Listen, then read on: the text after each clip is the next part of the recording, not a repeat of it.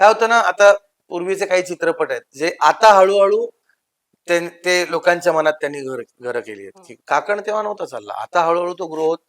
आणि सोशल मीडियावर तर संवाद आहेत काकणचे तेच म्हणतो, त्यावेळेला जर आले असते तर सचिन शिंदे आमचा निर्माता, त्याचं भलं झालं असतं ना यार. नटांचं भलं होतच, आज नाही उद्या, उद्या नाही, 10 वर्ष झाली असतील मला वाटतं काकणला.